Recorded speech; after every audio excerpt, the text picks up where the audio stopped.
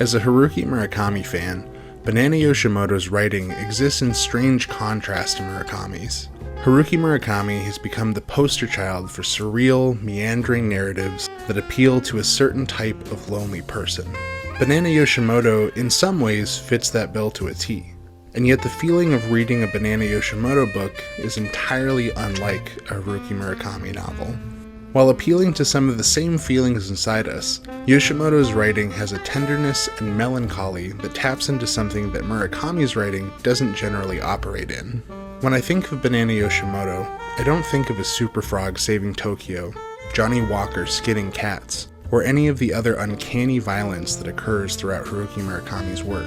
When at his best, Murakami is stretching the limits of your imagination. Banana Yoshimoto, on the other hand, thrives in the smallest of moments. Kitchen, her most well-known work, is rooted in grief in the way that feeling of incredible loss can change us from the inside out.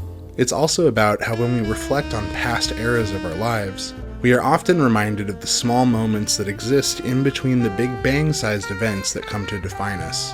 The way a meal cooked by a loved one tasted on a rainy day, or the specific warmth of light that used to glow within the walls of your mom's house when you were little.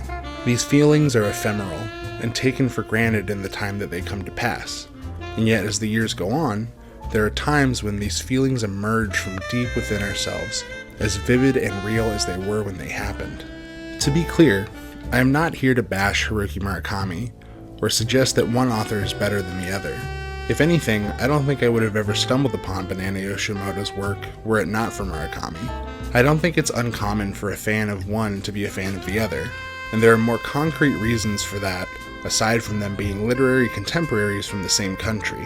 Haruki Murakami's work similarly deals with feelings of isolation, loss, and the world falling apart around you. I think what separates the two authors has more to do with how they approach their characters and the human relationships that exist on the page. The characters in Haruki Murakami's story are often loners, and as the reader, you experience their world with a sense of detachment from everything else around them.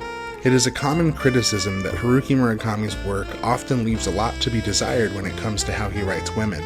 Their personalities are often one note, and they seem to exist only as quirky objects of desire or fascination for the protagonist. This isn't always the case, but the trope is represented enough in his work to justify the microscope that has been taken to Murakami's psyche.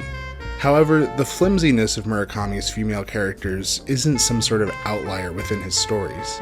While there are compelling characters in his work, everyone and everything that exists outside of the main character's head is at best just scenery for the overall picture that Murakami is trying to paint.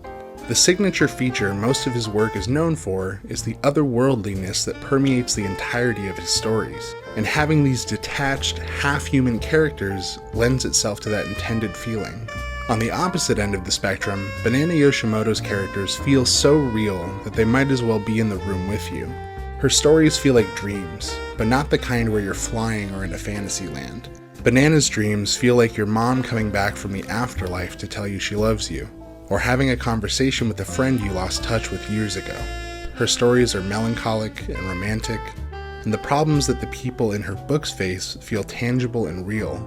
There are tinges of unreality to her work, but that feeling comes much less from what's outside of these characters and much more from their interiority. In Amrita, there are some mystical elements present, but that mysticism is only really used to deepen relationships between the characters, and to show how concerned the family within the book is about each other's well-being.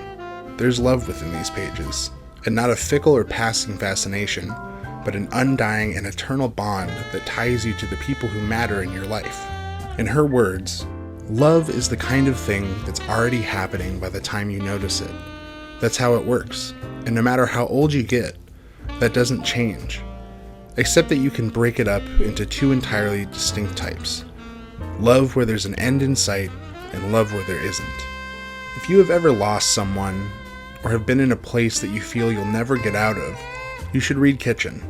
You should read Amrita. There's a quiet optimism to these stories, and although they are steeped quite heavily in feelings that are unpleasant and all-consuming, they also show the light at the end of the tunnel.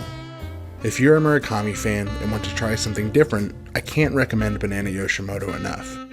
I'm so glad that her books entered my life when they did, and in the way that Murakami's books can take me far away, Banana Yoshimoto's books can bring me back home.